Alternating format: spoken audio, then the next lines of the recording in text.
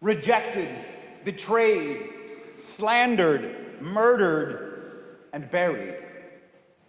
What good is love to Jesus now? This question doesn't even occur to Mary Magdalene early on Sunday morning. She goes to the tomb ready to anoint him, to fulfill the duties placed on her by law and personal affection. She does not have a plan for the stone across the tomb, yet she goes anyway. She's not willing to let foresight or prudence delay her love even for a moment. Whatever she expected, she persevered, and when she arrived, found that love had already overcome the obstacle of stone. Yet she did not know that.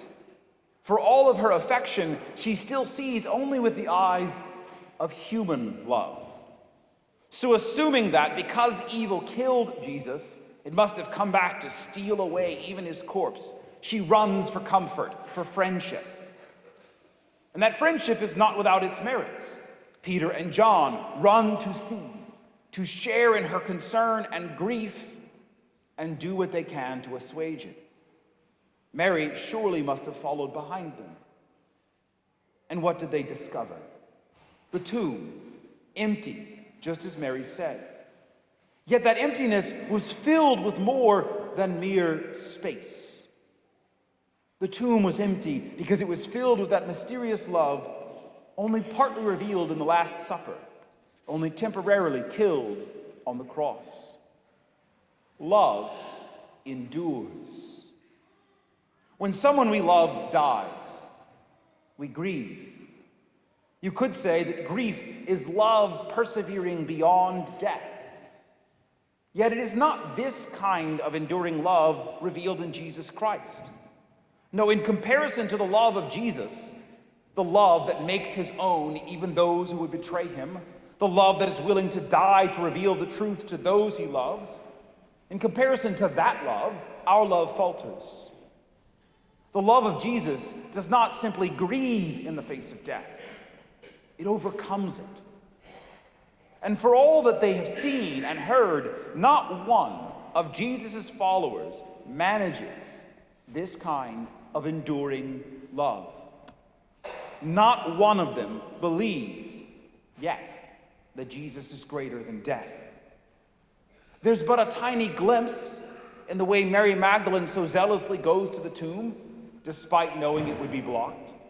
There's a pale shadow of this in the way we often refuse to believe someone we love is really gone. Are we not often the same way? That when we love, do we not often follow that love into apparent foolishness? How many stories, poems, and legends are about lovers attempting the impossible, often with tragic results? But this is no fictional expression of human tenacity. This is not some myth to console us in our very loving, but still very mortal grief. For the stone was already gone by the time Mary arrived. Her grief, her love, her perseverance had nothing to do with it. And what the apostles find when they enter the tomb explains what did happen. That it's not our love that overcomes stone, death, and theft. It is his love that does so. And in the drama of the scene, it's easy to miss, but John has an eye for detail, and he never wastes words. He does not just tell us that the tomb was empty, but how the cloths were laid out. The cloth covering his head rolled up in a separate place. He saw and believed in part because of this detail. Why? Because it means the cloth didn't just fall there. Someone put it there, carefully rolled up. Death does not do our laundry. Body snatchers, raiding the guarded tomb of a well-known man, do not take the time to unwrap it, much less neatly set aside the face cloth. No, this is the work of someone who took their time. Besides all this, John has seen someone rise from the dead before. Just a few weeks before, Jesus raised Lazarus from the dead. Do you recall the details of that event? Someone else had to move the stone. Someone else had to unwrap Lazarus after he came out of the tomb. But this scene, the stone rolled away and the cloths neatly rolled up, hence that Jesus raised himself from the dead, as he said he would, and set aside that cloth, knowing that John would indeed catch such a detail. And unlike our human grief that often grasps at straws, wishfully thinking that maybe our loved one isn't really gone, John's conclusion, his belief, turns out to be correct, confirmed by Jesus himself later that same day. Mary, Peter, John, and many more actually see Jesus alive again. Not alive symbolically in their hearts, not alive in their memories or willingness to imitate him. Literally, physically alive, walking, talking, eating, and comforting those who thought they lost him for good. But we aren't there yet, are we? The church doesn't give us those readings on this morning. Those scenes of direct proof are not here just yet. The church, she invites us into this moment, this liminal time, the tension of having reason to believe he's alive without yet having the proof right in front of us. And she does this because it is very nearly the situation in which we live our whole lives. You are here this morning, and that says something about your credulity, your belief. Either you believe it yourself, or someone you love believes it, and you're willing to entertain their belief enough to be here with them. This candle, the words we've read, the ministry entrusted to me, these are all kind of like that rolled up cloth, signs, circumstantial evidence that Jesus is alive. But we don't see him. And with maybe a few vanishingly rare exceptions, no one is going to physically see him later today. I never have. And I know no one who has. Yet I know he lives.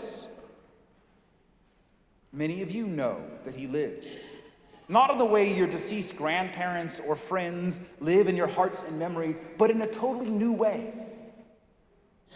So to answer the question I began with, what good is love to a man who is dead and buried?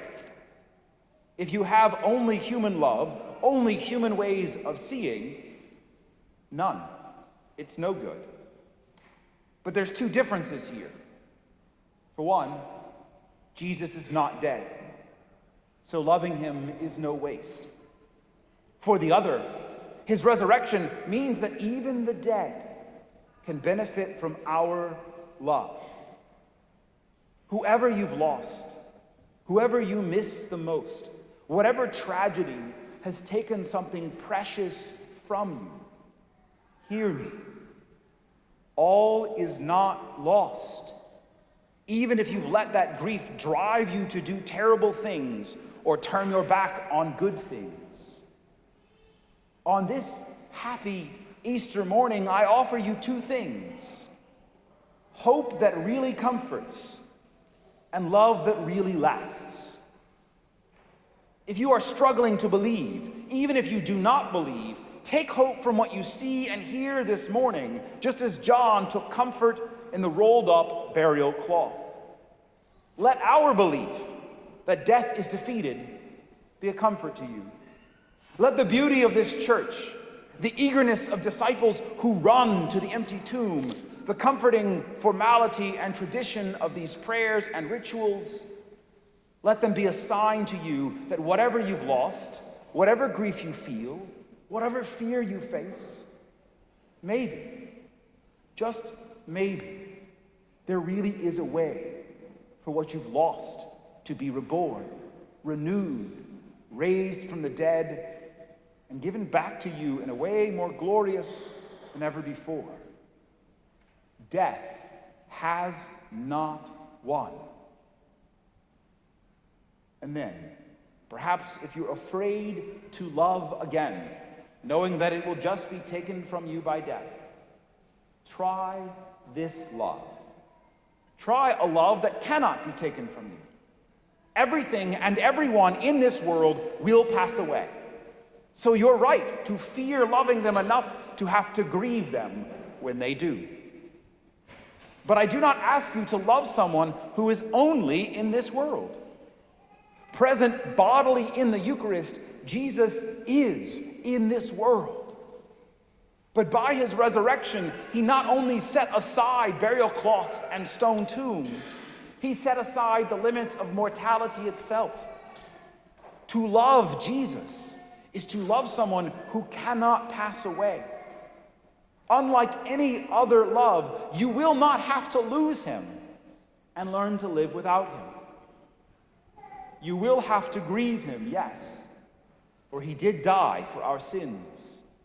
But it is a grief without real loss, a grief without permanence. How can this be?